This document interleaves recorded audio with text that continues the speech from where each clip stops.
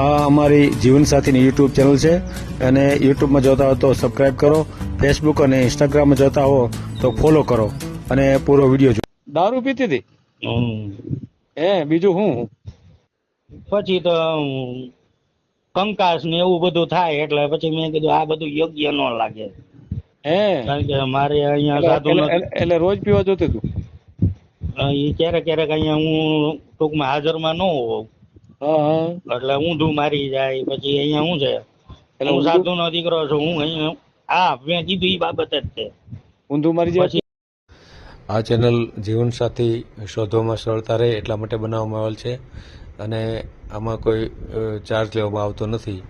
એ અમારી સાથે વાત કરશો તો તેનો વિડીયો યુટ્યુબમાં મૂકવામાં આવશે.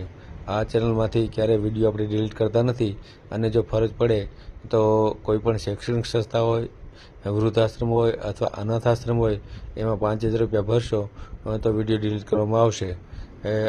તમે જે વિગતો જાહેર કરો છો, મિલકત, પૈસા વગેરે, તો એની જવાબદારી તમારી છે. તમે નામ, નંબર, ફોટા, વિડીયો વગેરે જાહેર કરો છો એની જવાબદારી પણ તમારી છે અને છેતરપિંડીથી સાવધાન રહેવું. શું નામ છે? હાલો હાલો, હા, મારું નામ દેવેન્દ્રભાઈ મહારાજ છે.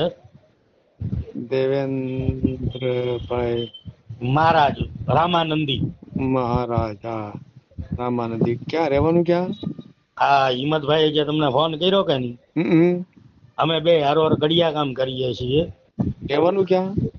અહીંયા કુંભારવાડા અક્ષરબાગ સોસાયટી સામે. એટલે ભાવનગર? હા, ભાવનગર, મફતનગર. ભાવનગર, હા, રેડી. હા, એટલે એમાં તમને દેવાનું શું, આ ભાઈએ જે કીધું એમાં એ રીતે દેવાનું ને મારે વાતચીત ચાલુ રાખો. કામ શું કરો છો? કડિયા કામ? કડિયા કામ કરીએ છીએ. કડિયા કામ કરો. ચલો, કેટલું કમાવ છો? રોજના 1000 રૂપિયા ગણો ને. એટલે 25-30 હજાર જેવા ખરા, બરાબર? હા, 20-25 પાકા. બરાબર, 25,000. એનું કારણ છે અમારે આકાશી રોજી છે ભાઈ, ક્યારેક મળે ક્યારેક ધંધામાં શું છે 2 દી નો હોય. પરિવારમાં કોણ કોણ છે? હું એકલો છું અત્યારે. મારા મમ્મી પપ્પા હતા, ઈ XY થઈ ગયા. ભાઈઓ કોઈ નથી? ભાઈઓ બીનું કોઈ નથી? મારા ભાઈ એક હતા, ઈ પાછા થયા, ઈ અલગ રહે છે. અહીંયા હું એકલો અત્યારે રહું છું. મકાન ઘરનું છે? હા, ઘરનું મફતનગરમાં છે. હો ભાઈ, એમાં મને શું વાંધો હોય? અરે એમ નહીં, ચોખવટ હારી ની. બરાબર. તો અત્યારે રસોઈ પણ કોણ બનાવે? હાથે રસોઈ બનાવવાની એમ ને? તો કંટાળી ગયા છો ને? અરે વાત કરવામાં એવો કંટાળ્યો. મારે 3 વાર લગ્ન થયા છે ભાઈ, ચોખવટ કરવું. લે, ઈ પછી વળી ક્યાં નવી રોન કાઢી? અરે એમ નહીં, જે હોય એ સાચું કહેવાનું હોય ને યાર. એ તો એ કેવું પડે. એમ નહીં, કાલ સવારે પછી શું છે, એકાબીજીને તકલીફ થાય, ઈ ધંધો નહીં કરવાનો. પેલા જે મારે નાયતના હતા, મારા પોતાના, અમારી નાયતમાં, તો એમાં મારે એક છોકરો હતો, ઈ આવી અને પાછો થયો અને બાઈનું ચલણ બરોબર નહોતું એટલે એને મેં રજા આપી દીધી. પછી બીજું મહારાષ્ટ્ર માંથી લાવ્યો હતો. એમને પેલા બાઈ હતી, શું હતું એની તકલીફ? એનું ચલણ, ચાલ ચલણ સારું નહોતું ટૂંકમાં. એટલે અમારી નાઈટ, હા, ક્યારેક લે એટલે કોક ને લાખું પડી ગયા છે. અને એવું નહોતું અમારા સંબંધમાં. પછી બધું લગ્ન થઈ ગયા ને પછી ધીમે ધીમે બધી એની જાહેરાત થઈ. અમારે નાઈટમાં એકાબીજીને સમાચાર મળે છે ને, સમજાય. એ રીતે સમાચાર મળ્યા વાયા પછી. પછી તો હવે મોડું થઈ ગયું. સમજાય ગયું. છતાંય આપણે સુધારવાનો પ્રયત્ન કર્યો હતો એને, જ્યાં ત્યાંથી સમજી જાય, સુધરી જાય તો આપણે કોઈ વાંધો નથી. સુધરી ન મેળ આવ્યો કઈ. પછી મેં કીધું તો ભાઈ તને તું મારા રસ્તે ને હું મારા રસ્તે. કેટલા વર્ષ હારે રહી તમારી? 2 વર્ષ. 2 વર્ષમાં છૂટું કર્યું. પછી બીજી મહારાષ્ટ્ર માંથી લાવ્યો હતો. ઈ કે મને કે તમે ઘર જમાઈ રહેવા આવો. ક્યાં? મુંબઈ? ન્યા નાસિક. મેં કીધું મારું ઘર અહીંયા, કુટુંબ અહીંયા, અને મેં કીધું મારે ત્યાં ખોબા ભરવા શું લેવાના આવું. ત્યારે મારા મમ્મી જીવતા હતા. એટલે પછી મેં એને રજા આપી. મેં કીધું ભાઈ ઈ નથી કરવું. મારા મા બાપ કેટલો ટાઈમ રે? ઈ કઈક 2-2.5 વર્ષ જેવું. પછી ત્રીજું હું વલસાડ થી લાવ્યો હતો. ઈ પાછું બીજું લઈ આવ્યો એમ? ત્રીજું? ત્રીજું ઈ કેટલામાં લાવ્યા હતા? એને મેં કઈક 25 ભર્યા હતા. ખોટું ન બોલું ને તમારી પાસે. હા, પછી એમાં હું? એમાં ઈ દારૂ પીવાનું ને હું સાધુ નો દીકરો છું. દારૂ પીતી હતી? બીજું હું? પછી તો કંકાસ ને એવું બધું થાય એટલે પછી મેં કીધું આ બધું યોગ્ય ન લાગે. કારણ કે મારે અહીંયા સાધુ એટલે રોજ પીવા જોતું હતું? એ ક્યારેક ક્યારેક અહીંયા હું ટૂંકમાં હાજરમાં ન હોઉં એટલે ઊંધું મારી જાય. પછી અહીંયા શું છે, હું સાધુ નો દીકરો છું. હું અહીંયા મેં કીધું ઈ બાબત જ છે. ઊંધું મારી જાય પછી પડી જાય. પછી અહીંયા સમાજમાં આપણે રહેવું. તો યાર ભાઈઓ દારૂ પી તો બહુ કહેવાય. અરે હું રામાનંદી સાધુ છું. મેં કીધું એમ મારા મમ્મી અહીંયા જીવતા ને ત્યારે લોટ નો આંટો મારતા, વસ્તી ચેતવા જતા ટૂંકમાં. તો એ કોણ એને લઈ આવ્યું આપતું? એ તમારે હું કેમ અત્યારે તમારી યારે વાત કરું એવી રીતે એક મારે વાયા એક ભાઈ હસ્તક હતું.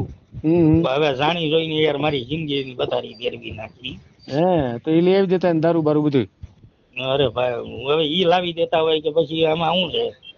આ અમારા કુંભારવાડા મેં તમને કીધું એમ મફતનગર માં રહું છું. એટલે આજુબાજુમાં તમારી મારી જેવા કોક તો હોય ને પૈસા.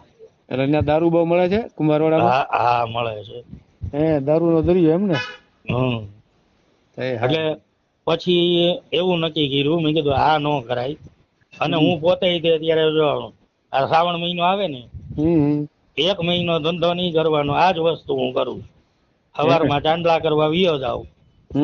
ઘરમાં 1 મહિનો મારે હાથ કરવાનું. એવું કામ? ચાંદલા કરવાનું, રાખડી બાંધવા જવાનું.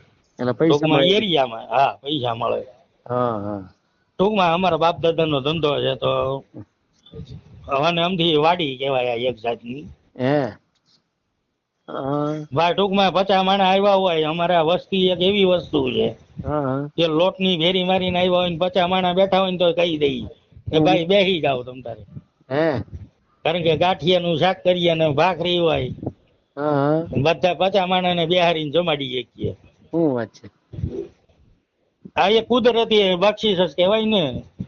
અને આ એ ઉપર વાળા ને કઈક આશીર્વાદ. હવે હું કંટાળ્યો છું એટલે પછી આ હિંમતભાઈ વાત કરી મને તમારી કે ભાઈ આ રીતે ઈ ભાઈ છે ને બાબરાના છે. એટલે બાબરાની બાજુમાં ભીલોડા ગામ છે. ભીલડી ન્યા મારા મહાજી એક રહે છે ધીરુ કાકા કરીને. ધીરુભાઈ. બરાબર. એનું મકાન કરવાય હું ન્યા આવ્યો હતો. આ તો વાતમાંથી વાત નીકળી. તો મેં કીધું ભાઈ જો સારું હોય ને કઈક વ્યવસ્થિત થતું હોય બાકી તો ભાઈ આપડા અંજળ ને લેખ. બરાબર. આ જે કઈ તમને વાત કરી એમાં રૂપિયે એકાની ખોટું નહીં. એ તો તમે સત્ય બોલો છો તો પાકું. બરોબર. એનું કારણ છે આજ હું તમારી પાસે ખોટું બોલું કાલ તમને ખબર પડે. ઈ નહીં કરવાનું. જે છે ઈ દીવા જેવી ચોખ્ખી વાત કરવાની.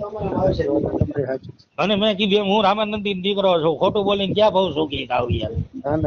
આટલું તો આ ભાવમાં ભોગવું છું. આ ટૂંકમાં હેરાન થઈ ગયા એમ કહીને તો હાલે.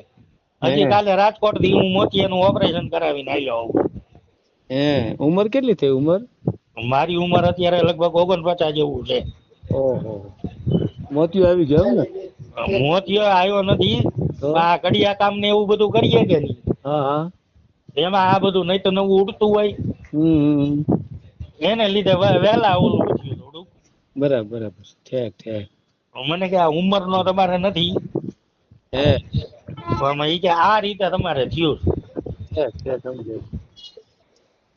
એટલે હજી કાલે ત્યાંથી હું આવ્યો.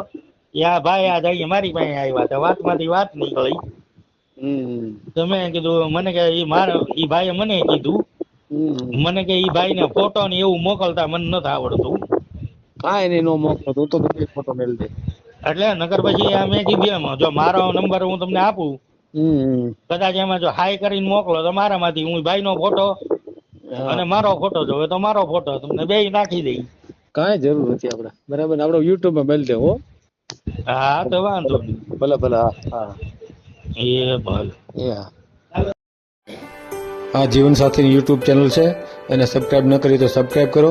ફેસબુકમાં જોતા હો અને ઇન્સ્ટામાં જોતા હો તો ફોલો કરો, અને વિડીયો ગમ્યો હોય તો